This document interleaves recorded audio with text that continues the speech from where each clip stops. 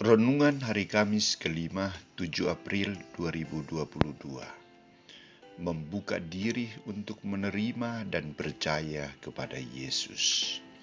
Bacaan pertama diambil dari kitab Kejadian bab 17 ayat 3-9 dan bacaan Injil dari Injil Yohanes bab 8 ayat 51-59. Saudara-saudariku terkasih, seorang pelatih gerak jalan akan berusaha agar semua pesertanya memiliki keseragaman dalam gerakan. Bila seseorang atau beberapa orang tidak mengikuti gerakan yang sama dari teman-temannya, maka yang terjadi adalah kekacauan dan ketidakserasian. Hal yang sama dialami antara Yesus dan kelompok Farisi serta ahli-ahli Taurat. Kisah Injil hari ini, Yohanes menampilkan sikap Yesus yang semakin terbuka dan bahkan sangat terbuka kepada dua kelompok ini dalam menjelaskan siapakah dirinya dan bagaimana sikap orang terhadap kehadiran dan pewartaannya.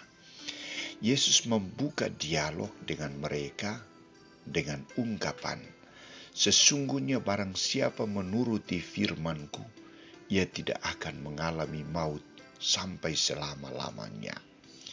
Yesus menyadari dirinya bahwa dia adalah utusan Allah yang datang untuk menjadi sarana keselamatan, membawa keselamatan, membawa kehidupan bagi manusia.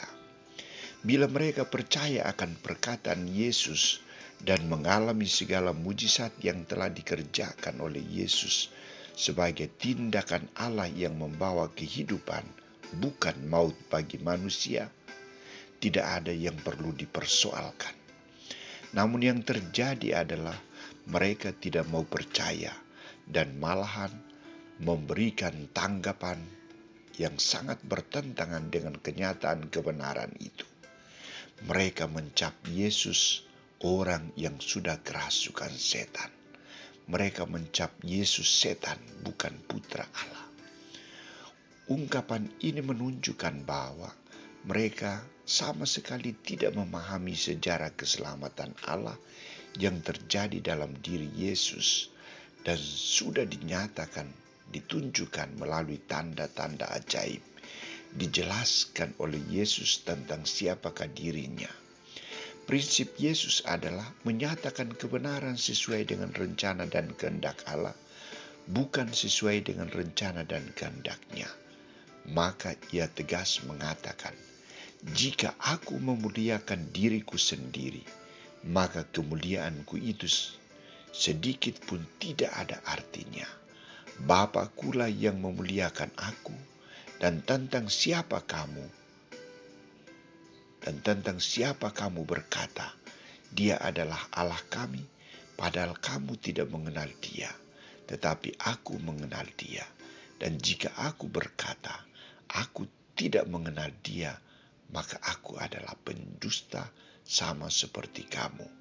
Tetapi aku mengenal Dia dan aku menuruti firman-Nya. Abraham bapamu bersuka cita bahwa ia akan melihat hariku, dan ia telah melihatnya, dan ia bersuka cita."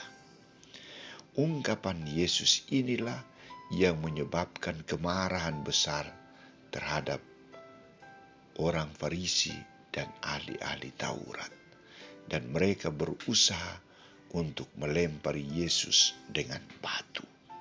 Saudara-saudariku terkasih, sikap ketertutupan dan salah paham orang Yahudi dan ahli-ahli Taurat dengan misteri agung jati diri Yesus Kristus sering juga terjadi dalam diri kita. Di antara murid-murid Yesus, kita sering saling menyalahkan, saling mempersoalkan siapakah Yesus yang sebenarnya.